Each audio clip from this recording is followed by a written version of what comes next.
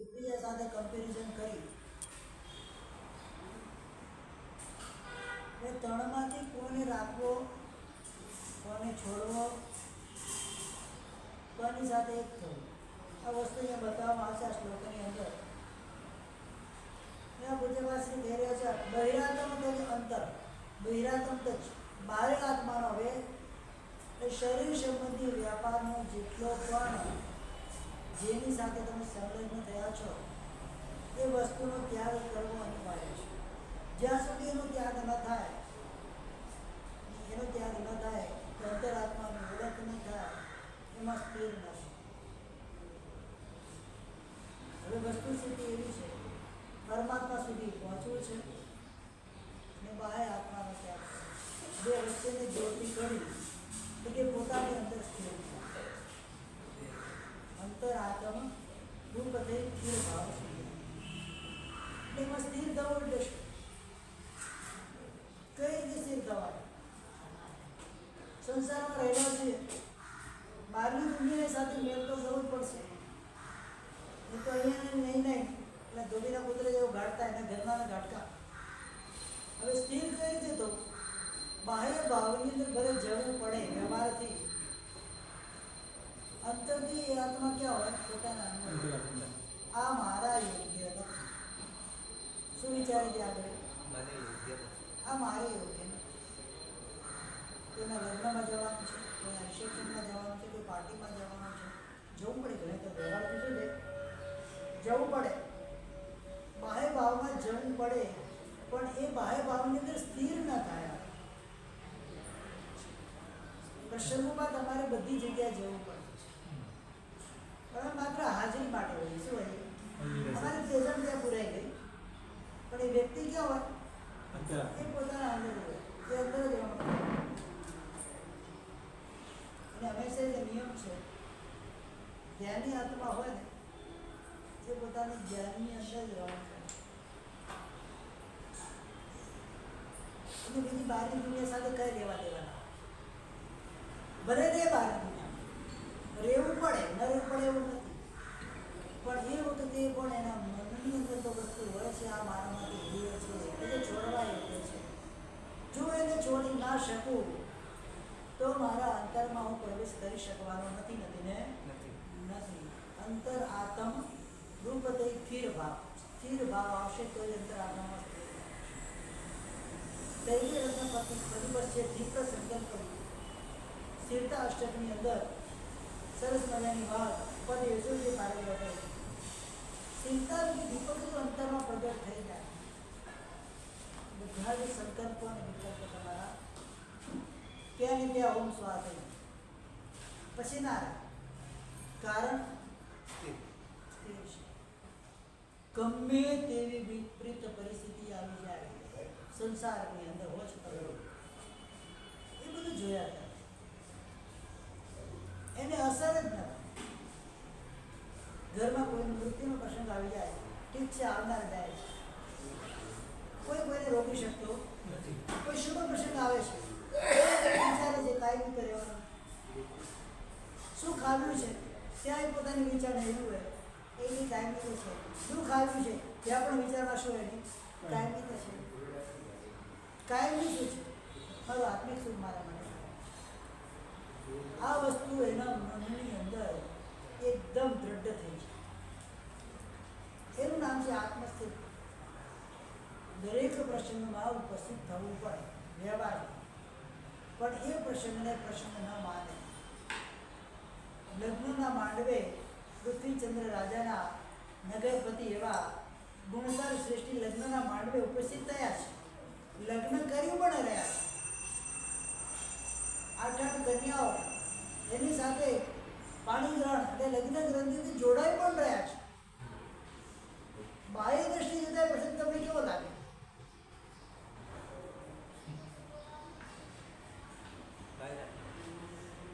એ વ્યક્તિ સંસારની અંદર ભ્રમણ કરવા માટે રમણ કરવા માટે જઈ રહ્યો છે. ઓકે, કેવો લાગ્યો પ્રસંગ તમને? પણ હવે એના મનની સ્થિતિ કેવી છે? એ સ્થિર છે. એ વિચારે છે આ બધું મોહ રાજાનો કે ત્યાં બધા કટપુતળિયા જેવા આપણે છીએ, એ શા માટે નાચું ભાઈ, હું તારો ગુલામ નથી. એ વખતે વિચારણા કઈ હશે? હું કઈ તારો ગુલામ નથી કે તું જે વિચાર કરશે હું નાચીશ, તારે મારા વિચારે નાચવાનું છે. કોઈને પણ વાત કરો ને આ તે મૂર્ખતા ભરી વાત લાગે કે લગ્નના મંડળમાં બેઠેલું કેવું જ્ઞાનની પ્રાપ્તિ થાય. અરે પોસિબલ નથી, કોઈ ન માની શકે આ વાતને ઘટના. પણ 21 ભવથી જે સ્થિર કરેલી ચિત્તની પરિણતિ, કેટલા ભવથી? શંખ અને કલાવતીના ભવથી પૃથ્વીચંદ્ર અને ગુણસારના સંબંધોની શરૂઆત થઈ. આ ગુણસાર એટલે કલાવતી, સતી કલાવતી બોલીને જેના હાથ કપાઈ ગયા, એ કલાવતીનો જીવ 21ના ભાવમાં ગુણસાર કરે. એ ભાવમાં કેટલી સ્થિરતા હતી, કેટલી પરમાત્મા પ્રત્યે આસ્થા અને દ્રઢ શ્રદ્ધા હતી. ભલે હાથ કપાયા, પાણીમાં હતા, એ પાછા હાથ થઈ ગયા છે. એની ભૂલ નથી, છતાં દંડ ભોગવે છે ભૂલ વગર. પણ છતાં કોઈના ઉપર પણ કોઈ પણ પ્રકારનો આક્ષેપ કર્યો એટલે કે એને મને નુકસાન કર્યું છે એવું એના મનથી પણ એને નથી વિચાર્યું. એ વખતે પણ વિચારણા કેવી હતી? મારા કર્મોના હિસાબે મને ફળ મળે છે. એટલે સ્થિરતા ક્યાંથી ચાલુ થઈ? પેલા ભવ ચાલુ. એ સ્થિરતા ક્યાં આવીને અટકે છે? 21માં. આ ભૌતિક સ્થિરતા ચાલુ થશે ને તો કોઈ એક એવો ભાવ આવશે કે સ્થિરતાની પારાકાષ્ઠા આવી જશે. પારાકાષ્ઠા એટલે સ્થિર ભાવ પ્રગટ થશે. એ આત્માનું સાચું સ્વરૂપ. આ ભાવમાં સ્થિરતા ન આવી શકે તો કોઈ ભાવમાં ન જાય. તેનો પ્રબળ પુણ્યોદય 21 ભાવ સુધી આ પૃથ્વીચંદ્ર અને ગુણસાર બંને સાથે રહ્યા હતા. બંને સોલિડ.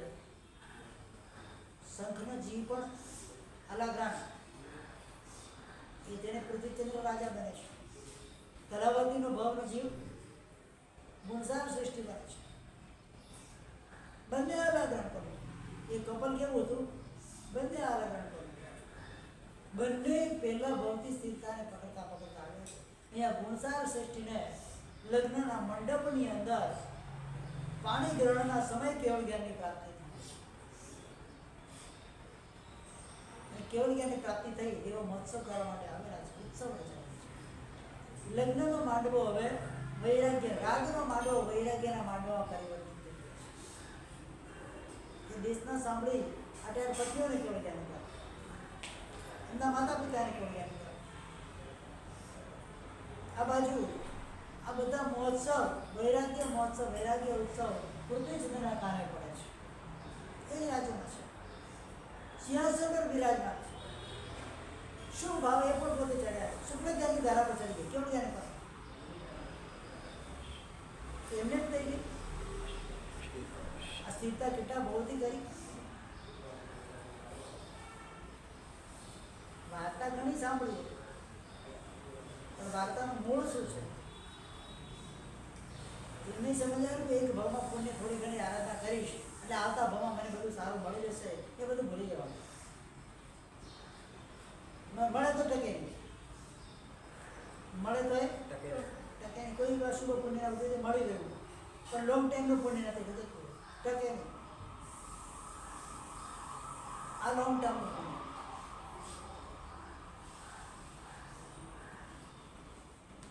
કાલે મારા પરિચિત મારા સંસારિક પુત્ર આવેલા, એના મનમાં પ્રશ્ન સમજવા જેવો પ્રશ્ન હતો. એના વિચિત્ર બધો ભણાતા કે ગયા ભાવમાં સારું કાર્ય કર્યું, સારું પુણ્ય બાંધ્યું, આ ભાવમાં સારું મળ્યું. શું? આ ભાવમાં એને સારું મળી ગયું તો હવે આવતા ભાવે સારું મળશે.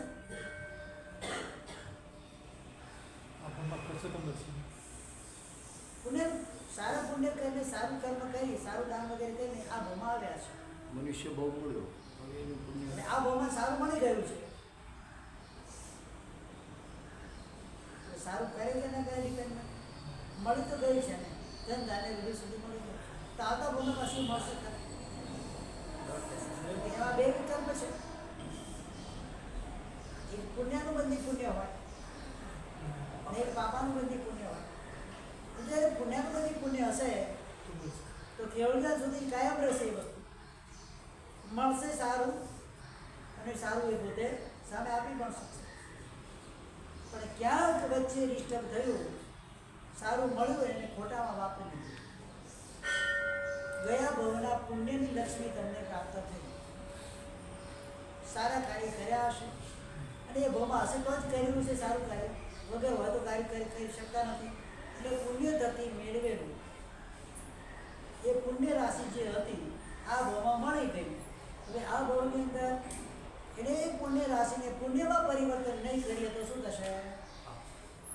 પછી પાપાનું બધું. એટલે આવતા ભવમાં પુણ્ય ગતિ લક્ષ્મી મળશે ખરા, પણ ભોગવી નહીં શકાય. મેં કીધું સારી બદલને મમણ બે જતા, એકનું પુણ્યનું બધી પુણ્ય હતું. તો કે કેટલું આપીએ ને કેવું આપીએ તો નહીં તો અખંડ ધરા. એમાં સંકલ્પ અને વિકલ્પ સંકોચ ના હોય, रुकावट के लिए खेद है, सॉरी फॉर द इंटरप्शन. શું કહેવાય? એ ના હોવું જોઈએ. સાલીપત્ર દાન આપ્યું છે, બિલકુલ અંદર રૂકાવટ નથી, અખંડ પુણ્ય. ઘરના કહેવાના ભાગ કર્યા, કહેવાને 4 ભાગ કર્યા. પહેલાં આટલું વરાવું, પછી આટલું વરાવું, પછી આટલું વરાવું તો બધું જ બધું વરાવું પણ પોતાની કલ્પના જે 4 ભાગ વિચાર્યા. દંડે કુમારના જે 3 ભાગ વિચાર્યા. મળ્યું ખરા? 3 ટુકડે મળ્યું, કહેવાના 4 ટુકડે મળ્યું, નથી મળ્યું એવું નથી.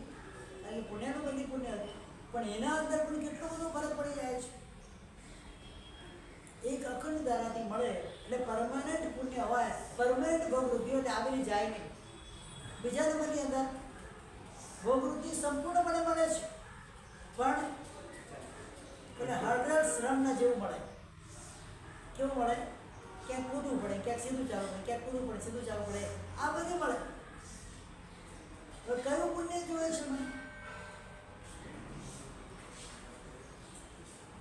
જોઈએ તો છે લગાતાર કન્ટિન્યુ જોઈએ છે, પછી ડિસ્ટર્બ કર્યા કરીએ છીએ આપણે જાતને. આપણે ક્યાંથી મળવાનું છે?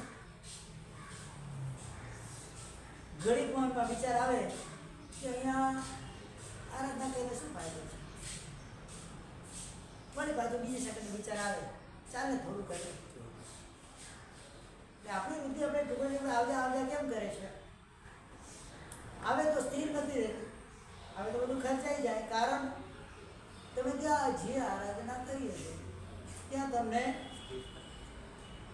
ખેદ ઉત્પન્ન થયો, કંટાળો આવી ગયો. એટલે શું થયું? કંઈક સમય માટે આરાધના અટકી ગઈ, એટલે તમારી બહુ વૃત્તિનું સામ્રાજ્ય મેળવી લીધું. અને કોઈક એવો મોટો ઝટકો આવે એટલે પાછું બધું ખાય, પડે પાછી નવી કીધી ન વધાવો. આ કેમ થાય છે? આ એના માટે થાય છે. જે પણ ક્રિયા અનુષ્ઠાન કરીએ એ સંપૂર્ણ થાય, અખંડ ધારણ. શું કહેવાય? એ અખંડ ધારણ. ક્યાંય અટકવાનું નથી. અટક્યા મતલબ તમારા અંદર કાં તો કંટાળો ઉત્પન્ન થાય છે, કાં તમને લાગે છે મારો સમય વધારે બગડી રહ્યો છે એવું લાગે છે, કાં મનમાં એવું થાય છે હું આગળ નહીં વધી શકું. ઘણા બધા વિકલ્પો હોઈ શકે એના અંદર, પણ એ વિકલ્પો પાર કરીને આગળ વધી સતત પુણ્યાનુબંધી પુણ્ય જોઈએ તો દરેક ભવનની અંદર આ જ વસ્તુ છે એ પુણ્યને અખંડ રાખો, એમાં વિક્ષેપ નહીં. એ અખંડ ક્યારે રહેશે? મન સ્થિર હશે ને તો રહેશે. મતલબ પોતે અંતરાત્માથી પરિણત થશે આત્મા, તો એ બધી જ વસ્તુ એને સ્થિર રહેવાની છે. સારી બધાના કેસમાં કેવું બન્યું છે? મળ્યું, બીજા ભાવમાં પણ કેટલું સરસ મળ્યું, અખંડ મળ્યું. એના પછીનો ભાવ એટલે અનુત્તર વિમાનમાં, સર્વાર્થ સ્થિતિ વિમાનમાં દેવ થવાના છે. એટલે એક ભાવ કરીને મોક્ષમાં જવાના. એટલે જ્યાં સુધી મોક્ષમાં ન જાય ત્યાં સુધી પુણ્યની અંદર ઘટાડો નથી, વધારો થશે.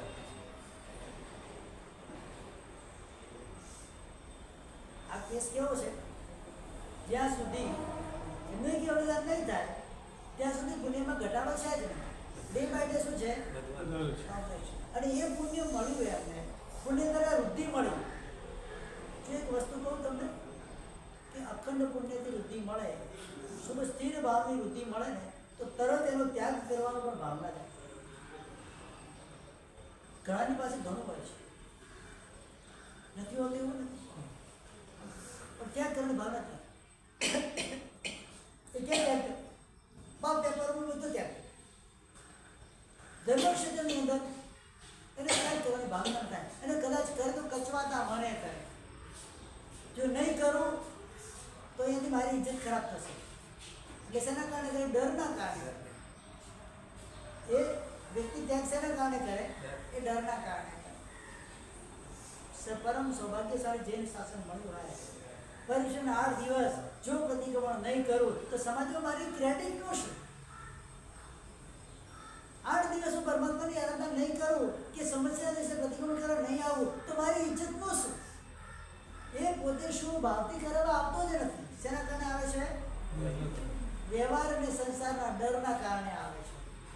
લોકો મને સંભળાવશે એટલે સમજી દિવસે ઘરે પડ્યો રહે છે. એ નથી સાંભળવું એટલા માટે ક્યાં આવે છે? અને ત્યાં આવીને છે ખૂણામાં બેસે. એક પ્રેઝન્ટ મારી હાજરી થઈ ગઈ, તકો લાગી ગઈ, વસ્તુ કાંઈ બાકી મને કાંઈ ખબર નથી. મારા સાહેબ શું બોલ્યા, શું ક્રિયા કરાવી, કાંઈ નહીં. રાજસ્થાનની અંદર ઘણા સમય પહેલાંની વાત છે. એક મહાત્મા તે ચાતુર્માસ માટે આવે, બધા મારવા તો તમે કંઈ આવડે કરે કંઈ પૈસા ઘરે જવાના હોય તો ના પાડે એ બાજુ ચોમાસું ઘરમાં વધારો બાજુ આવું તો ખરા. હા, પણ એક જ શરત, ભવિષ્યમાં તમારે પ્રતિક્રમણ કરવા આવવું પડશે. જ્યારે જ્યારે વ્યાખ્યાન હોય ત્યાં આવવું પડશે. એટલે કેટલી જ વ્યાખ્યા રાખે, બાકી રાખે કોઈ હોય જ નહીં, રાખે નહીં. ભાઈ જે કોઈ બધું તૈયાર. હા, પણ તો અમને કંઈ ખબર પડતી નથી. તમે જે કરાવશો અમે કરશો. બાકી તમારે પૈસા કેટલા ખર્ચવાના છે, ક્યાં કેટલો આપણે એ હવે બધું તૈયાર છે અમારી પાસે. એનો કોઈ પાર નથી. સંવત્સરનો દિવસ પ્રતિક્રમણ ચાલુ થયું એટલે મારે સાહેબે સૂચના કરી જે હું કરું તો મારે કરવું. શું કહે છે? આવડતું તો કંઈ છે નહીં. હું કહું છું તમારે કહું છું કરવાનું, ખમાશું આપણું પગ ઉપર કરતો, તમારે પગ ઉપર કરવાનું, હું હાથ જોડતો, તમારે હાથ જોડવાના, હું ઊભો થાવ, તમારે ઊભા થાવ, હું બેસી જાઉં, તમારે બેસી જવાનું. મને જોઈ જઈને તમારે બધું કરવાનું. હવે પેલો 140 દિવસનો કૌશલ આવે. માર્શલ કૌશલ કરવા ઉભા હતા, બધા ઉભા થઈ ગયા કૌશલ.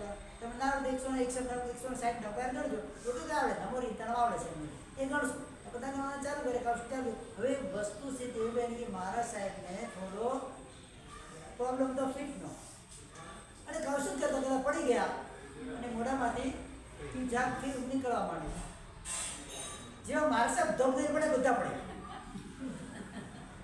આમાં ફીટ નીકળે કે મારા સાહેબ નીકળ્યું ને અમારે પણ નીકળવું જોઈએ. થોડી વાર મહાત્મા સ્વસ્થ રહે, કૌશલ પૂરો, પ્રતિક્રમણ પૂરું થયું. અને પછી બધાને ભેગા કર્યા. કેમ આજે આનંદ આવ્યો ને પ્રતિક્રમણ? હા બાજુ ખૂબ આનંદ આવ્યો. એક ગમી રહી તે પડ્યા નહીં પડ્યા, પણ ખાને ભીણાયો માને નહીં આવ્યો. અને આ ક્રિયા છે. કેવી ક્રિયા છે આ? ક્રિયા કેવી છે? કરવા ખાતરની ક્રિયા કે મારા સાહેબનું માન જળવાઈ રહે. અમે મારા સાહેબની નજરમાં સારા શ્રાવકો જેવા કહેવાઈએ અને મારા સાહેબ પછી આપણને કોઈ મેના ટોણા ન મારે એના ડરથી આવેલા પ્રતિક્રમણમાં. અને એ ક્રિયા પણ કેવી? એ ગમા જેવી અણધર ક્રિયા. જે પણ અનુષ્ઠાન આપણું અનુષ્ઠાન હોય, દાન હોય કે જે પણ હોય, કેવું હોય? શું આશયવાળો અને અખંડ ધારાવાળો. એમાં સંકોચ કે રૂકાવટ ના. હું તો ઘણી વાર સંઘોમાં બોલતો, તમારે ચડાવો લેવો છે, તમારે કેટલા ખર્ચવા છે? તમે બજેટ કેટલું લઈને આવ્યો છો? 2 લાખ ખર્ચવા છે ને? ચલો ભલે 1100 બોલે, તમે 2 લાખ. પછી તમારે હાથમાં ના આવે તો છોડી. તમારું બજેટ કેટલું છે? પછી કદાચ તમને ચડાવો ન મળે ને તો સંપૂર્ણ લાભ તમને મળે. એ અખંડ લાભ મળે. કેવો મળે? આ લાભ કેવો મળે? 1100, 1150, 1200, ટુકડે આગળ વધો.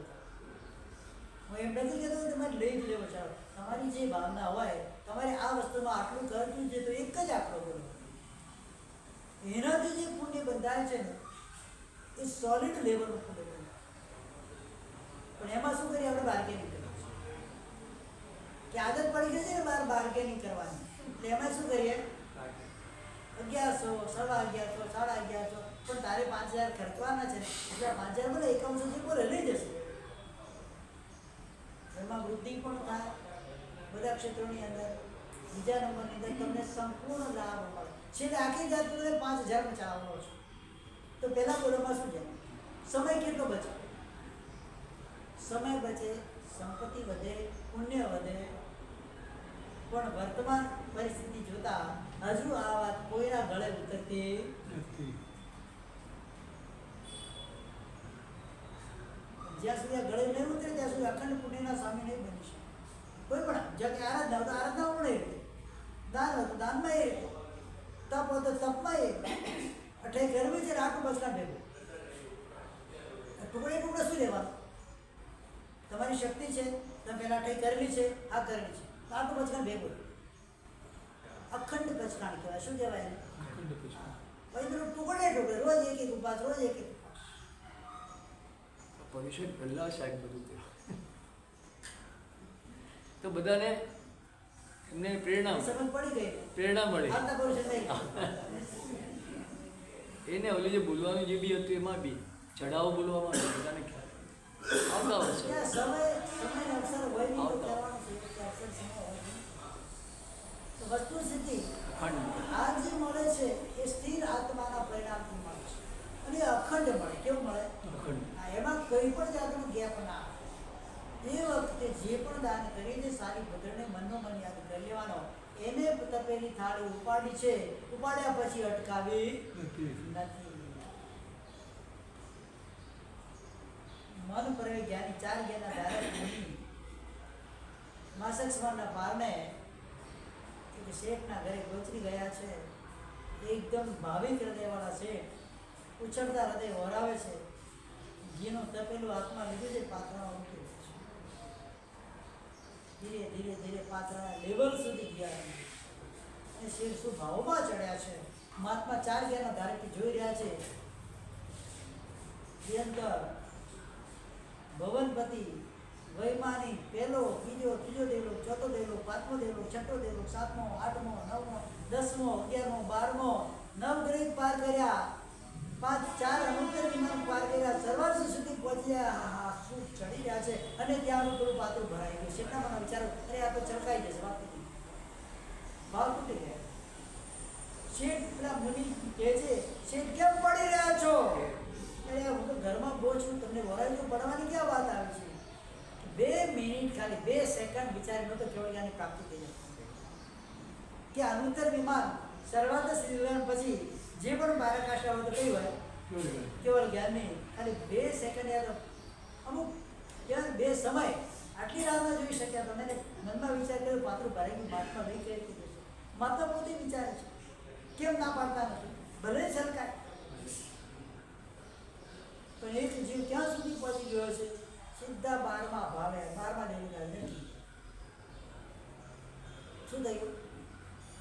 એ અખંડ ધારા પર બ્રેક લાગી. આશય શું? આશય ખરાબ નથી બરાબર એવો આશય નહીં, તો પાત્રું છલકાઈ જશે તો ઢોળાશે. એટલા માટે શું કર્યું છે એમને? એ ધારાને રોકી. જેવી ધારા રોકી એટલે ભાવ રોકાણો ધીરે ધીરે પાછું સર્વાર્થ શ્રી વિમાનથી આવતા 12મા દેવલો ગયા ડટકી. આ પરિણામ કેવું હોય છે? ક્યારે એનું બેરોમીટર ચડી જાય અને ક્યારે ઘટી જાય ખબર પડે. સેમ જીરણ શ્રેષ્ઠના કેસમાં જ આજે જીરણ શેઠજી ભાવના ભાવે ઘરે આવે. હા, ક્યાં પહોંચ્યા છે? કેવળ જ્ઞાન થવાની તૈયારીમાં અને દેવતું ના સાંભળો, બ્રેક લાગ્યો, ભાડ દઈને નીચે આવી સીધા 12મા દેવલો આવીને થઈ ગયા. પરિણામ ક્યાં સુધી વધી જાય? વધ્યા પછી કેટલું ટકી જાય? ટકે નહીં, પછી તો અટકે જ નહીં. શું? પછી તો એ અટકે જ નહીં, પછી તો પૂરું કરીને છૂટે. એટલે કહેવાય ને, જ્યારે પણ જે વસ્તુ, જે ક્રિયા અનુષ્ઠાન કરવાનો ભાવ જાગે ને, ઓન ધ સ્પોટ કરી જ લેવા. વેરી નેક્સ્ટ સેકન્ડ કદાચ ભાવ ન પણ થાય. અત્યારે મન સ્થિર છે, મને ઈચ્છા થઈ કે 8નું બચકાન લેવું છે, ઉપાધિને લઈ જ લેવા.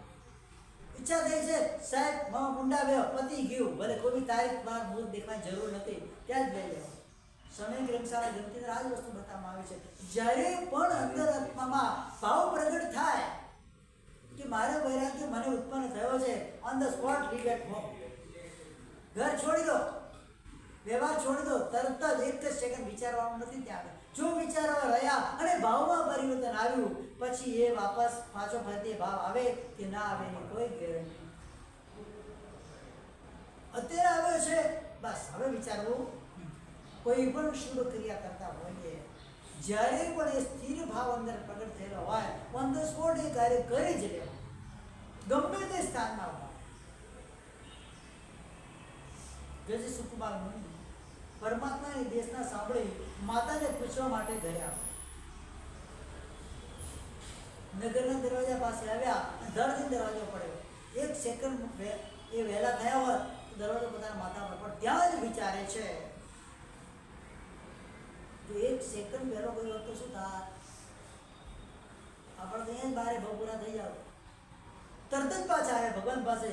ભગવાન ઓછામાં ઓછું કઈ નહીં, ચોથા બધા પછાડા તરત જ ભગવાન પાસે આવે, પછી પાછો દેવની પાસે. કેમ કે હવે જો ચૂકીશ તો બીજી વાર મોકો મળવાનો એટલે પરમ શુદ્ધ્યાની આત્મા હોય એની વિચારધારા હંમેશા ટોપ લેવલ, એ હંમેશા ઉપરની જ વસ્તુ વિચારતો હોય. ઉચ્ચ કુળમાં જન્મેલો વ્યક્તિ હોય એ વ્યક્તિની વિચારણા હંમેશા ઉચ્ચ જ હોય. એ ક્યારે હલકી વસ્તુ વિચારે છે અને એમાં જ બધી સાથે સમય દર્શન ભળી ગયો થાય વાત જ નહીં. એટલે ઉચ્ચ કુળમાં જન્મ લેવા કેમ બતાવ્યું છે? જેવા કુળમાં જન્મ લેશો, કુળના પારંપરિક સંસ્કારો પણ આપણામાં રહેશે અને આપણા પોતાના પણ પૂર્વભાવના સંસ્કાર આપણામાં રહેશે. એ બંનેનું કોમ્બિનેશન થશે એટલે અમારા વિચારો કેવા રહેશે? ઉચ્ચ કુળના રહેશે. ઉચ્ચ કુળમાં આવીને હલકા કામ કરે એટલે ભવતરમાં શું મળે? એ નીચ ગોત્રનો જ બંધ કરે. અને પછી કદાચ ઉચ્ચ ગોત્ર મળી પણ જાય તો પણ એના કાર્ય કેવા હોય? નીચ કુળને શોભે એવા એના કાર્યો દેખાય છે ને વર્તમાનમાં. ભલે ઉચ્ચ કુળમાં જન્મ થઈ ગયો હોય, એના કાર્યો કેવા હોય? એ કોઈ કેવા લોકો પાસે બેસતો હોય? બેવડા દારૂડિયા જુગારીઓ સાથે બેસતો હોય, ભલે પોતાની પાસે બધું જ છે, વ્યભિચારનું આસીવન સેવન કરતો હોય, એ શેના કારણે કરે છે? ઉચ્ચ કુળ પામ્યા પછી પણ જે નીચ કુળના સંસ્કારો એના અંદર પડેલા છે. કોઈ પૂર્વ ભવીને ઉચ્ચ કુળનો બંધ કરી દીધો છે, ઉચ્ચ ગોત્રનો બંધ કરી દીધો છે, એટલે આ ભાવમાં ઉચ્ચ ગોત્ર મળી ગયું છે, પણ એની કાર્યપ્રણાલિકા કેવી છે?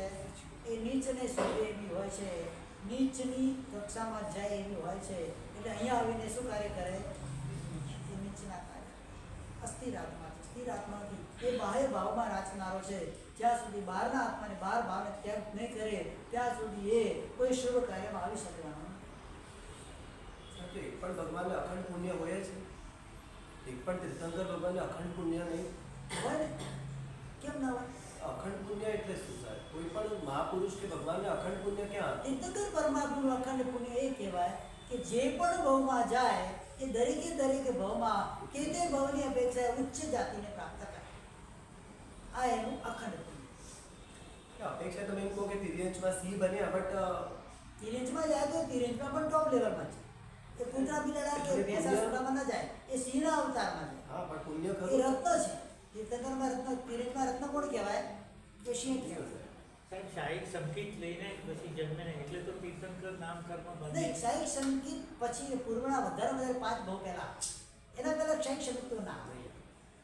શાહીક સંકેત આત્મા વધારે 5 જ ભાવ કરે, એનાથી વધારે ભાવ તીર્થંકર કરે. નામ કર્મ સાહેબ મહાવીર સ્વામી એ ભગવાન ત્રીજા ભાવમાં બાંધે. એના પહેલાની વાત છે, જ્યારે શરીર દર્શન પામ્યો હોય ત્યારની વાત છે. એના પછી એ જેટલા પણ ભાવ કરે, કેટલા કરે, કઈ ધરતીમાં કરે, એ ઉચ્ચના જ ભાવ કરે. હા, ક્યારે એવું થાય કે નીચ ગોત્ર કર્મ બાંધેલું હોય, જે ભગવાન મહાવીર છે નીચ ગોત્ર કર્મ બાંધ્યું એટલે પેલા બ્રાહ્મણોનો જ ભાવ આવે. બ્રાહ્મણને. સાહેબ એ તો પહેલા કોઈ બી ગૌમાં બાંધેલું હોય એની કોઈની અસર તો આવવાની જ નહીં સાહેબ. ભગવાનને અસર આવે. કામના કાનમાં પણ કીડા ઢોકાયા તો કાનના કીડા ઢોકાયા એ 17મા ભાવમાં બાંધેલું. કેમ એટલે આગલા કોઈ બી ગોળમાં બાંધેલું હોય. 17મા ભાવ બાંધેલું છે. એ તો ભગવાન પોતે કીધેલું છે. પણ એના પહેલા નૈશાનો પહેલો ભાવ, એના પહેલા પણ અનંત ભાવો થયા છે. નથી થાય એવું તો નથી, પણ એના અનંત ભાવોની અંદર મહાવીર ચરિયમ નામનો એક ગ્રંથ ગુણચંદ્ર સાગર શ્રી મહારાજે લખેલો, એના અંદર સરસ મજાની એક વાત બતાવવામાં આવી છે. અને એ જ વાત પાછી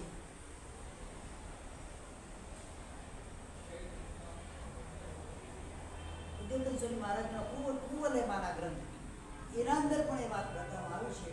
પૂર્વના અનંત ભવો પહેલા પરમાત્માનો જીવ એક રાજકુમાર હતો. નામ પણ આપેલું છે. તીર્થંકરના આત્માની અંદર કયા ગુણો લાંબા સમયથી ચાલતા આવતો એમાં વર્ણન બતાવવામાં આવે છે. પરોપકાર નામ માર્ગાનુસાર એ ગુણ તીર્થંકર આત્મામાં અનંત કાળથી દિવસે ભલે મિથ્યાત્વ અવસ્થામાં હોય તો એ વખતે એ નગરના જે શ્રેષ્ઠી હતા, શેઠ જેને કહેવાય, એની દીકરીના લગ્ન થયા છે 16 વર્ષની ઉંમરે. લગ્નની બીજી રાતે એ યુવાનને, બીજી કે ત્રીજી રાતે જે પણ હશે, એ યુવાનને સર્પ દંશ કર્યો છે, મરી ગયો. હવે આ છોકરીને એના પ્રત્યે રાગ છે, એટલે એને મરેલો માનતી નથી. એ મારો પતિ જીવતો છે, મારો પતિ જીવતો છે. ધીરે ધીરે 2 દિવસે ઘરમાં કેટલી વાર લાશને રાખે તો અંદરથી સડો લાગ મળે, વાસ આવવા માંડે. તો ઘરમાંથી એ લોકો એને બહાર મૂકવા એ લઈ ન જાય, જવા જ ન દે. પછી પોતાના ખભા ઉપર લાશ ઉપાડી અને નીકળી પડી ઘરમાં. એનું મન શું થયું છે? અપસેટ થઈ ગયું, ભ્રમિત થઈ ગયું છે. સ્મશાનની અંદર ગઈ ત્યારે પતિની લાશને રાખે છે, રોજ નવડાવે, ધોવડાવે, કઈ વસ્તુ લઈને આવે, એના મોઢા આગળ મૂકે, ખાઓ ખાઓ ખાઓ. પણ ખાતો લાશ થોડી ખાવાની છે, પણ એના મોઢે મેં કેવું છે, હજુ આ જીવતો છે. એમ કરતા કરતા અઠવાડિયું જતું, એ તો લાશમાં છોડો થવા માંડે. પણ પેલીને કઈ ખબર પડતી, પેલીને કઈ અસર થતી નથી. એને તો શું લાગે છે, મારો પતિ અત્યારે મારાથી રિસાય છે, મારાથી વાત કરતા.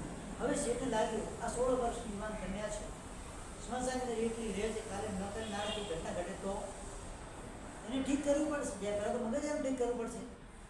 કરશે કોણ? તો શેઠે આખા નગરમાં ઢંઢેરો પીડા કે આને જે સ્થિર કરે અને પાછી મારે ઘરે લાવે અને મારી અડધી સંપત્તિના કન્યા એને આપી દઈશ. આખા નગરમાં ઢંઢેરો. પણ આ બધું કામ કરવા કોણ જાય? કોને? આપણે શું પડી છે? એને જે કરવું કરે છે. શું કહે છે? આપણે શું પડે છે? હવે ઢંઢેરો બાજુ ફરતો ફરતો રાજ દરબારમાં આવ્યો.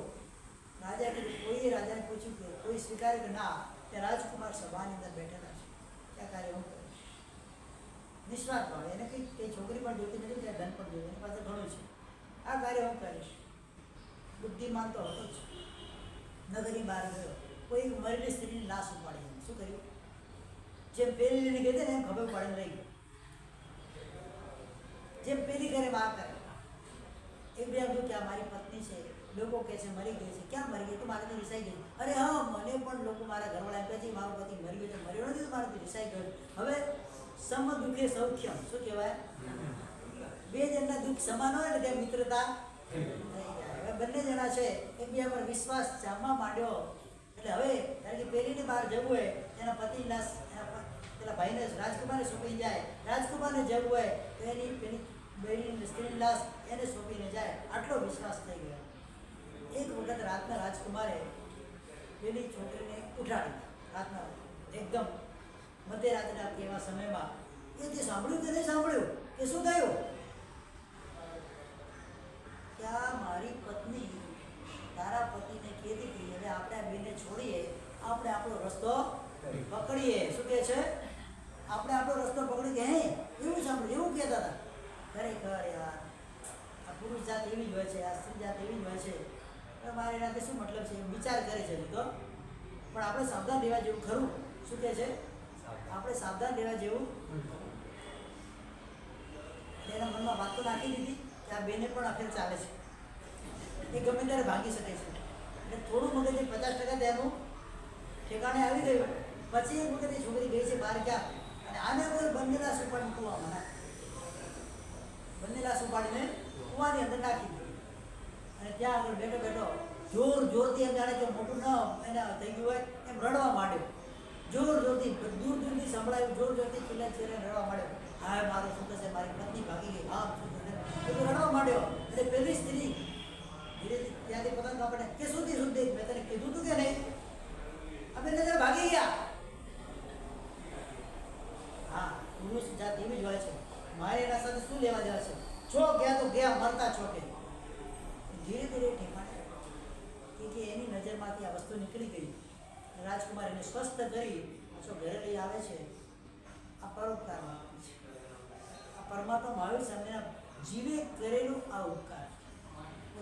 ઉદિત સુધી મારે પૂર્વને મારા ગ્રંથોની અંદર સરસ મજાનું આનું દ્રષ્ટાંત આપેલું છે.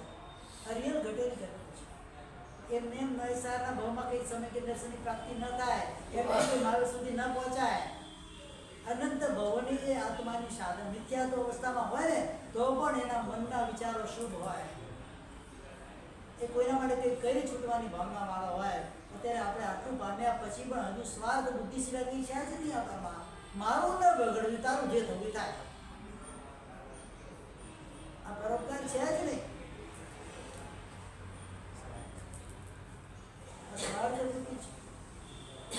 તીર્થંકર સુધી પહોંચાડે નહીં, કે કેવડિયા સુધી પહોંચાડે નહીં. એ સ્થિર પરિણતિ પરમાત્મા મહાવીર દેવના જીવનની છે કે છેલ્લા ભાવ સુધી. કેટલા ભાવ સુધી? એક વખત આપણામાં જે ગુણ વિકસિત થઈ જાય એ પરમેનન્ટ. જે ગુણ ઇન્વોલ્વ થઈ જાય ને કેવો થઈ જાય? ગુણનું કામ છે ખાલી વૃદ્ધિ કરવાનું, ઘટે નહીં.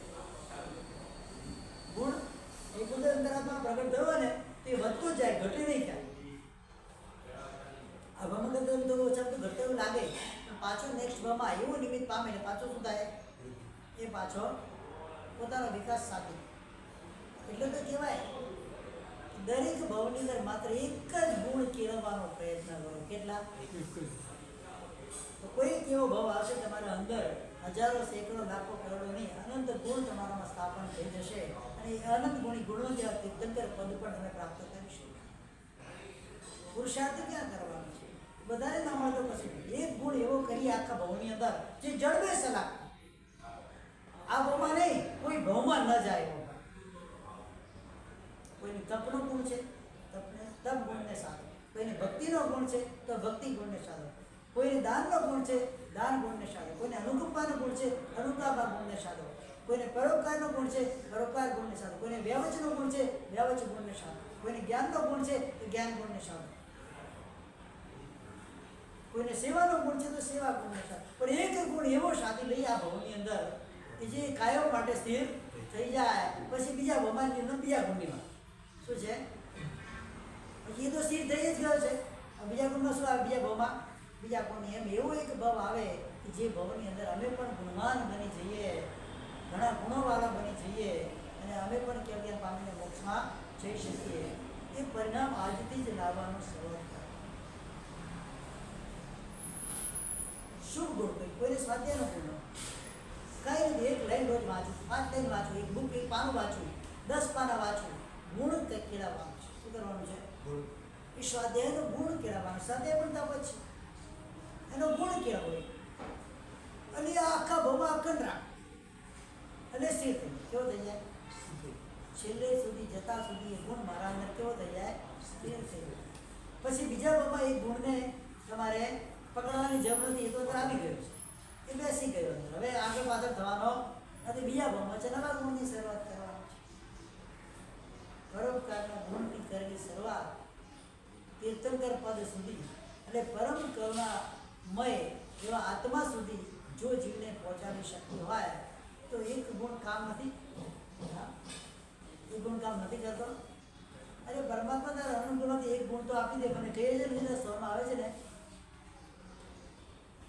ગુણ એક દેવતા દેતા તને તારા તું તો રત્ના કરશે, ગુણ રત્ના કરશે, એમાં તારામાં ઓછું થઈ જાય. એ ગુણ તો આપ મને કે. પણ પરમાત્માની પાસે ગુણ માંગતા પહેલા સૌથી પહેલા મારા અંતરાત્માની સ્થિરતા મારે કરવી જરૂરી છે.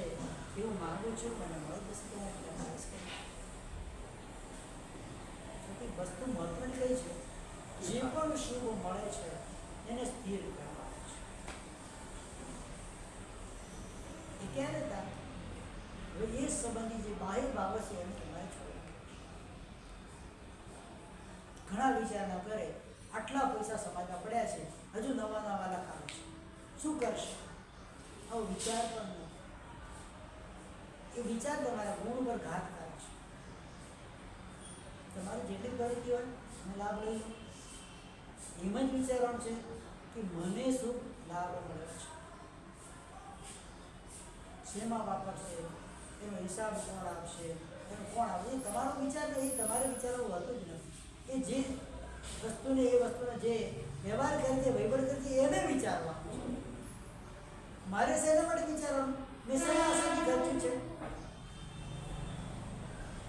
દેખાડો કરવા માટે ખર્ચ્યું છે કે મારા અંતરાત્માની અંદર આ ગુણ વિકસિત થાય એના માટે ખર્ચ્યું છે? જો એના માટે ખર્ચ્યું હોય તો મારે વિચારવાનું નથી આપણે શું થશે. પચાવે પૈસા ખરાબ માર્ગે વપરાય તો એ દોષ તમને નથી, એ દોષ તમને નથી લાગતો. સાહેબ ભિખારીને અમે આપીએ, પછી ભિખારીજીને દારૂ પીએ, તો એને જે કરવું એ કરે. તમારા મનમાં હશે શું છે કે મને અનુકંપાનો લાભ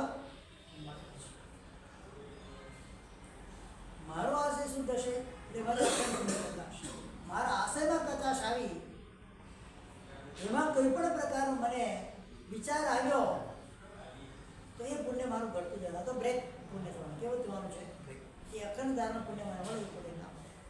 એટલે પુણ્ય કાર્ય કરતી વખતે મનમાં વિચારના શુભ આવશે એવો જ હોવો જોઈએ, મને લાભ મળ્યો છે બસ. મહાત્માએ ઉપદેશ કર્યો, મેં અટાઈ કરી, મને લાભ મળ્યો છે. એ ક્યારેક અટાઈ કરવા જતા ક્યાંક કોઈ તકલીફ પણ આર્થિક થઈ જાય, એટલે ક્યાં મારા સાહેબની વાતમાં આવી ગયો અટાઈ કરી થાય, મને ભાવ જાગી લોકોની વાતમાં આવી ગયો અટાઈ કરી. ન કરું તો નાક કપાય, ને કરું તો કર કપાય, ને હાથ કપાય. કરવું શું મારે? બે વચ્ચે ફસાઈ ગયો. પણ ના, એવું વિચાર કરે ન કરવાનું હોય કે મહાત્મા શુભ આશયથી જ મને પ્રેરણા કરી છે, મેં મારા આત્મકલ્યાણ માટે જ આ કાર્ય કર્યું છે. ભલે ને થોડી ઘણી આપત્તિ આવે, વિઘ્ન આવે તો આવે, એમાં શું છે? એવા આશયથી કરે તે પુણ્ય અખંડ. કારણ કે એ વખતે આત્મા સ્થિર છે, એ આગળ પાછળ કોઈ વસ્તુને વિચારતો નથી. એટલે અંતર આત્મ રૂપથી સ્થિર ભાવ સુજાની, અને એ કર્યા પછી બહિરાત્મ તજ, બે બાહ્ય ભાવને આપણે ત્યાગ કરવાનું, તજ એટલે ત્યાગ કરવાનું છે. હવે આ બે વસ્તુ જ્યાં પૂરું થયા પછી ત્રીજી વસ્તુ બધા છે પરમાત્માનું આત્મભાવ. આત્માની અંદર પરમાત્મા તત્વની ભાવના કરે. આત્મામાં શું ભાવવું? મારો આત્મા આત્મા નથી, એ આત્મા ધર્મ સ્વરૂપને પ્રાપ્ત કરનારો, સિદ્ધ સ્વરૂપને પ્રાપ્ત કરનારો, અનંત ગુણવાન એવો મારો આત્મા છે. એ પરમાત્મા સ્વરૂપ મારો આત્મા છે. એનું સતત ચિંતન એ ક્યારે થાય? સંપૂર્ણપણે પરમાત્મા ભાવને તમે સમર્પિત થઈ ગયા હોય તો જ થાય, બાકી ન થાય. એટલે એમાં પાછું છે બધા આત્મ અર્પણ દાવ, તમે દાવ લગાવો, આત્મ અર્પણ દાવ, તમારે દાવ લગાવવો પડશે. अब 100 दिया इस जीवन को भगवान तुम्हारे मेरा निश्चय बस एक वही ये कहेवाय આગળ એક વખત પરમાત્માના ચરણે સમર્પિત થઈ જાઓ, આત્માને સમર્પિત કરી લો, પછી એ આત્મા માત્ર પરમાત્મા તત્વની ભાવના ભાવશે. એ કોઈ ભાવના એને કઈ લાગશે છે નહીં. અને આ શુદ્ધ ભાવ જ્યારે મારા અંદર પ્રગટ થશે તો જ મારો જન્મ સફળ છે. તો આ તો અનેક જન્મ થઈ ગયો. હજી તો પેલા ગાજિયા બળદની જેમ દોડીએ છે ઘણું, છેલ્લે પાટો ખુલે હતા તેના ત્યાં. ક્યાં સુધી આ વસ્તુ ચાલશે? આ ભ્રમણ ક્યાં સુધી ચાલશે? ક્યાંક તો અટકાવવું પડશે, કોઈને કોઈ ભવમાં તો અટકાવવું પડશે. આ ભવમાં જ કેમ ના અટકે? જ્યારે મને સમજ છે, મારી પાસે શક્તિ છે, મારી પાસે સમય છે, એટલે સમજ છે, ત્રણ વસ્તુ છે, તો આ ભવમાં જ કેમ ના અટકે? બીજા ભવની હું રાહ જોઈને કેમ બેસું? ઘણા એવા અમને મળે, સાહેબ પધારો અહીંયા આગળ, સાહેબ હવે આવતા ભવમાં જઈશું. એટલે તારું નક્કી જ આવતો ભવમાં તું જઈને જ બનીશ કે તને દીક્ષાના ભાવ થઈ જાય, વૈરાગ 10,000 નક્કી છે કીધું? આવો વિચાર પણ ના. સાહેબ આ ભવમાં ને અત્યારે શું કે છે? હવે અવસર જવો, હવે અંતર આત્મામાં લીન ઘણું જોઈ લીધું સંસાર. કેટલો જોયો?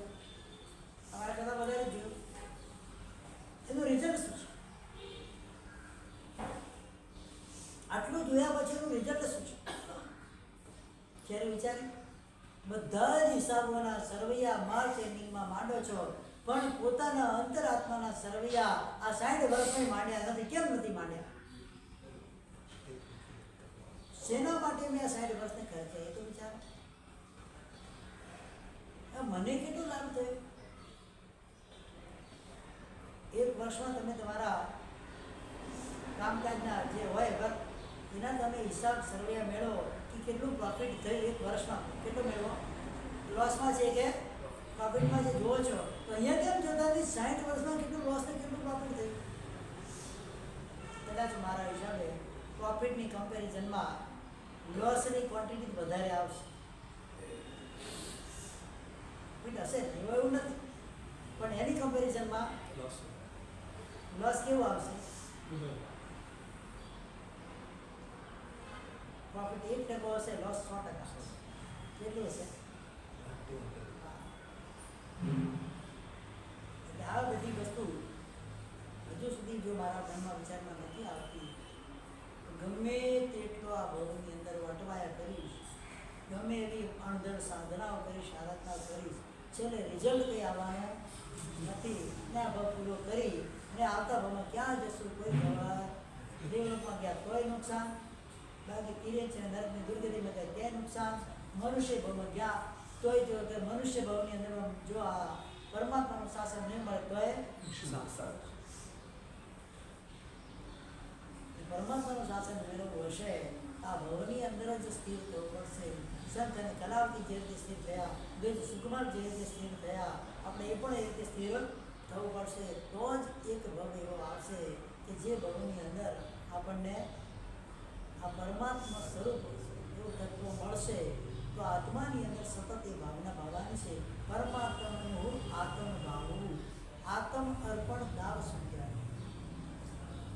આત્મસમર્પણ જ્યાં થશે ત્યાં શું થાય? કોઈ પણ ખરાબ ગુંડો એવી હોય કે ડાકુ વગેરે હોય, એ જો આત્મસમર્પણ થયા વગર પકડાય એનો દંડ વધારે હોય, અને જો સામેથી આત્મસમર્પણ કરે તેનો દંડ કેટલો હોય? કેમ? એ પોતે સમર્પિત થઈ ગયો છે. એટલે હવે કોઈ પણ વ્યક્તિ સામે વાળો એને હાઈ લેવલનો તો દંડ કરી જ ના શકે, કરે તો શક્યથી શક્ય ઓછામાં ઓછો કરવાનો પ્રયત્ન કરે. એમાં આત્મા પણ જો પરમાત્માને સમર્પિત થઈ જશે તો કદાચ દોષો લાગશે. શું? તો પણ કેવા લાગશે? એ હાઈ ક્વોલિટીના નહીં લાગે, એ લો કેટેગરીના લાગશે. કહેવાય છે એવી ગાથા વંતુ સૂત્રની ગાથામાં જેણમ નિત્યમ દસમપુરા સમય દ્રષ્ટિ આત્મા સંબંધિત જેવો જેવી ઉપામ સમાય કિંચી અપોસી હોય બંધો જેણના નિત્યમ દસમપુરા. કેમ આવ્યા? જે કાર્ય મિથ્યા દ્રષ્ટિ કરે ને કાર્ય કરવા દ્વારા જીવ હિંસાની વિરાધના કરે અને એને જેટલો દોષ લાગે એના કરતાં ઘણો ઓછો દોષ. એટલે કહેવાય એકદમ સ્વલ્પ દોષ સમય દ્રષ્ટિ આત્માને કાર્ય બંને એક જ કરે. મિથ્યા દ્રષ્ટિ ભીંડા સમાર્યા છે અને સમય દ્રષ્ટિ ભીંડા સમાર્યા છે. બંને દોષ સરખો લાગે. કેમ?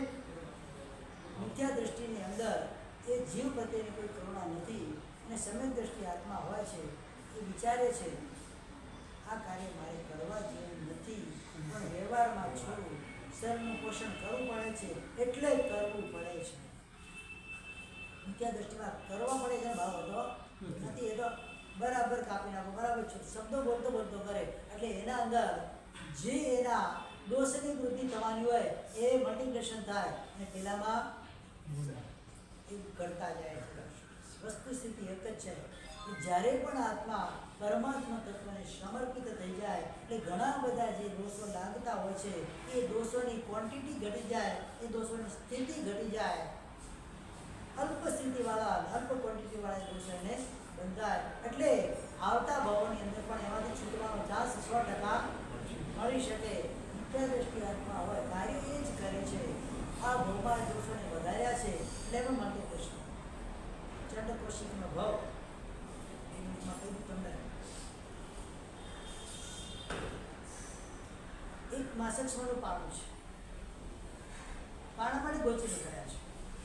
પણ એ વખતે પગની અંદર એક દેડકી આવી સાથે નાનો બાળકો એને જોયું. એને વિચાર્યું પાછળ જઈ ગોચી હાલતમાં લઈ લેશે. ગુરુ ભગત પાસે હાલતમાં નથી બાળકને યાદ આવે મહારાજ દેડકી શું કહે છે પછી ના લીધી પ્રતિક્રમણનો શ્રમે થવા આવે સાંજના પડી ગયેલી આળતના કરી ના લીધી પછી પ્રતિક્રમણના શ્રમેમાં મહારાજ દેડકી તો વારે વારે છેડે પણ નાનો બાળકોને લઈ વારે વારે છેડે મને શું શીખવાડે છે અને કોપ છે તો દાંડો લીધો હાથમાં અને બાળકોને મારવા પડે છે. કામના સાથે માથું ભટકાયું ખતમ થયું. મરીને સાધુપણામાંથી જ્યોતિષ દેવલોકમાં દેવ થયા. ત્યાંથી મરીને એ ચંદ્રકોશિક તાપસ કનકખંડ નામના તાપસના આશ્રમમાં કૌશિક નામે બ્રાહ્મણનો પુત્ર થયો. પણ ભયંકર પેલા ભવનો દ્રવ્ય ક્ષેત્ર કાળનો ભાવ. એ વખતે ક્રોધ કરવાનું દ્રવ્ય શું હતું? ખાલી ડાટો. ક્ષેત્ર શું હતું? માત્ર ઉપાસના. કાળ કેટલો હતો? સ્વર પ્રકાર. ભાવ શું હતો? માત્ર એક સાધુને થોડી સજા કરવાનો. ભાવ કેવો હતો? પણ એ એની આલોચના ના કરે. બીજા ભાવમાં કૌશિક તાપસના આશ્રમમાં આવે. ચંડ કૌશિક ના પડે, ક્રોધિત. દ્રવ્ય શું છે? કોઈ પણ શસ્ત્ર. એના તો શું ખાલી દાંડે હવે કોઈ પણ શસ્ત્ર એ કુવાડી હોય તલવારો કોઈ પણ શસ્ત્ર એના માટે દ્રવ્ય થઈ ગયું. ક્ષેત્ર શું છે? એના નાનકડો ઉપાસક અત્યારે આખો આશ્રમ છે. કાળ શું છે? 24 કલાક. ભાવ શું છે? જે પણ મારા આશ્રમમાં ફળ વગેરે તોડવા આવે એ બધાને મારે. બધું કે દ્રવ્ય ક્ષેત્ર કાળને ભાવથી એના અંદર દોષોની વૃદ્ધિ થઈ ઘટાડો થયો. હવે ત્રીજા ભાવમાં ત્યાંથી મને ચંદ્રકોશિક બને છે. હવે દ્રવ્ય શું છે? દ્રષ્ટિમાં જ વિષ છે. ક્ષેત્ર આખું જંગલ. કાળ કોઈ પણ કાળ. ભાવ કોઈ પણ જીવ, પશુ પક્ષી વનસ્પતિ જે પણ હોય દરેકે દરેક જીવ કોઈ જીવે છોડું નહીં. હવે આ પહેલા ભાવની અપેક્ષાએ ત્રીજા ભાવમાં ચંદ્રકોશિકના ભાવમાં એ દ્રવ્ય ક્ષેત્ર કાળને ભાવથી એની વધારો થયો કે ઘટાડો થયો? અને કેટલો વધારો થયો? મલ્ટિપ્લિકેશન જ છે. એક નાનકડા સાધુ પર ગયેલો ગુસ્સો આજે સમગ્ર સૃષ્ટિ ઉપર ગુસ્સો વાળો થઈ ગયા વ્યક્તિ. અને તીર્થંકર પરમાત્મા સ્વયં એના પર પણ ગુસ્સો કરનારા વ્યક્તિ. એટલે દોષ છે ને તરત મલ્ટિપ્લિકેશન થાય. ગુણ જલ્દી મલ્ટિપ્લિકેશન ન થાય. એને ટકાવવો પડે. દોષને ટકાવવાની જરૂર નહીં, તો ટકેલો જ પડે. એ શું હોય છે? ટકેલો જ હોય છે. એને ટકાવવાનો હોતો નથી. પણ જ્યારે એને પોતે આત્મસમર્પણ કરે ત્રીજા ભાવની અંદર પરમાત્માના વચનથી એ પરમાત્માના શરણે એને આત્મ અર્પણ ભાવ કરી દીધો, પોતાનો ભાવ લગાવી દીધો. પછી શું થયું? જે જીવ નરક ગતિની અંદર જનારો જીવ થવાનો હતો એ જીવને 8મા દેવલોકમાં મોકલ્યો. ક્યાં મોકલ્યો? આનંદ રસમય સ્વર્ગે પહોંચો એસ વન કરાય ચરમજીને તેરો દર્શ મન ભાવે. એટલે વસ્તુ શું આવી? બાહ્ય ભાવોને ત્યાગ કરી આત્મભાવમાં સ્થિર થવાનું છે. એ આત્મભાવમાં સ્થિર થયા પછી એ પોતાના સમગ્ર ભાવોને, પોતાના સમગ્ર સ્વરૂપને એ પરમાત્માને સમર્પિત કરી દે. એ સમર્પિત કરી ત્યાં સુધી આ વાત થઈ છે. હવે આગળ કાલે શું વાત થશે એ આપણે કાલે જોશું. વિશેષ જીનાના વિશે બધાને આત્મતપના છો અનુરાગી સ્વામી